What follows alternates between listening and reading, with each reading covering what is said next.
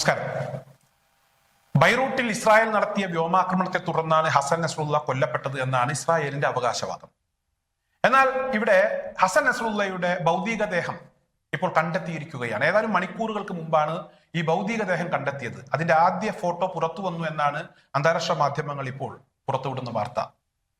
ഇവിടെ വളരെ അത്ഭുതകരമായിട്ടുള്ള ഒരു സംഭവം പലരും എടുത്തു കാണിക്കുന്നുണ്ട്. വലിയ വ്യോമാക്രമണം നടത്തിയാണ്, വലിയ ബോംബുകൾ വർഷിച്ചാണ് ഹസൻ നസ്രുള്ളയുടെ ആ കെട്ടിട സമുച്ചയം തകർത്തു കളഞ്ഞത്. അദ്ദേഹത്തിന്റെ ഭൂഗർഭ അറ തകർക്കുന്നതിനു വേണ്ടി 2.5 ടൺ ഭാരമുള്ള 85ഓളം ബങ്കർ ബസ്റ്റർ ബോംബുകൾ ഉപയോഗിച്ചു എന്നാണ് വാർത്ത. അമേരിക്കയാണ് ഈ ബോംബുകൾ ഇസ്രായേലിന് കൈമാറിയത്.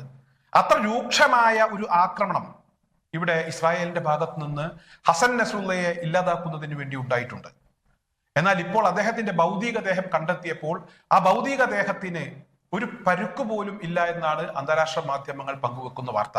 തീർച്ചയായും ഇത് വലിയ അത്ഭുതമുണ്ടാക്കുന്ന ഒരു വാർത്ത തന്നെയാണ്.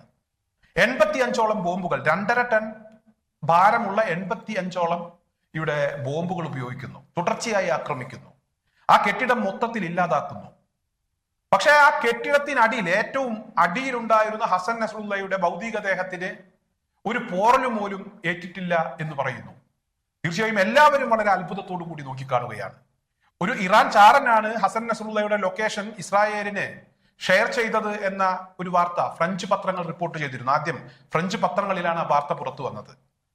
എന്നാൽ ഇദ്ദേഹത്തെ ബോംബാക്രമണം നടത്തി ഇദ്ദേഹത്തെ ഇല്ലാതാക്കുന്നതിന് മുമ്പ് മറ്റേതെങ്കിലും തരത്തിൽ ഇദ്ദേഹത്തെ അപായപ്പെടുത്താൻ ശ്രമിച്ചോ അല്ലെങ്കിൽ അപായപ്പെടുത്തിയോ എന്ന ചർച്ച ഒരു ഭാഗത്തുണ്ട്. അല്ലെങ്കിൽ ഇസ്രായേൽ നടത്തിയ ബോംബാക്രമണത്തെ തുടർന്നാണ് ഇദ്ദേഹം മരിച്ചതെങ്കിൽ എന്തുകൊണ്ട് ഇദ്ദേഹത്തിന്റെ ശരീരത്തിന് കേടുപാടുകൾ ഉണ്ടായില്ല? ഇസ്രായേലിനെ പോലും അത്ഭുതപ്പെടുത്തുന്ന ഒരു വാർത്തയാണ് ഇവിടെ പുറത്തു വന്നിരിക്കുന്നത്. അല്ലെങ്കിൽ ലോകം മുഴുവൻ അത്ഭുതത്തോടു കൂടി നോക്കിക്കാണുന്ന ഒരു വാർത്ത.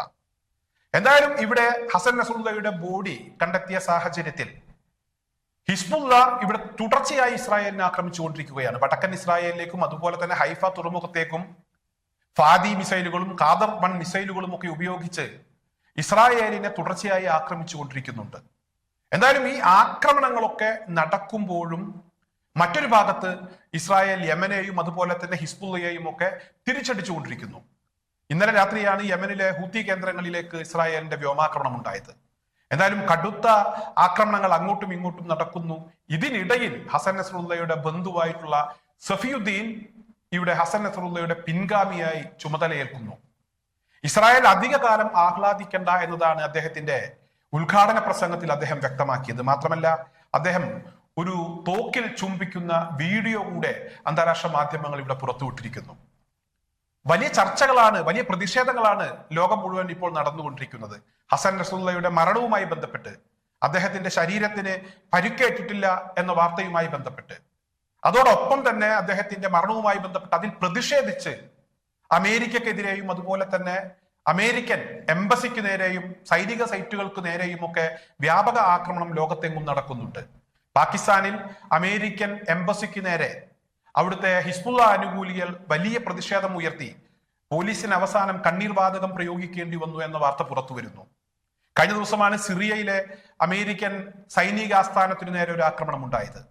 എന്തായാലും അമേരിക്കക്കെതിരെയും അതുപോലെ തന്നെ ഇസ്രായേലിനെതിരെയുമുള്ള യുദ്ധത്തിൽ നിന്ന്, അവർക്കെതിരായിട്ടുള്ള ഞങ്ങളുടെ പ്രതിഷേധത്തിൽ നിന്ന് ഞങ്ങൾ ഒരിക്കലും മാറില്ല എന്ന വാർത്ത കൂടെ അന്താരാഷ്ട്ര മാധ്യമങ്ങൾ ഇപ്പോൾ ഇസ്രായേൽ ലെബനോൻ അല്ലെങ്കിൽ ഇസ്രായേൽ യമൻ യുദ്ധവുമായി ബന്ധപ്പെട്ട് അവർ തീരുമാനമെടുത്തിരിക്കുന്നു, പ്രഖ്യാപനമെടുത്തിരിക്കുന്നു. അതിനനുസരിച്ച് അവർ മുന്നേറിക്കൊണ്ടിരിക്കുന്നു. ഈ സമയത്ത് തന്നെയാണ് ഇത്തരത്തിൽ അത്ഭുതപ്പെടുത്തുന്ന വാർത്തകളും പുറത്തു വരുന്നത്.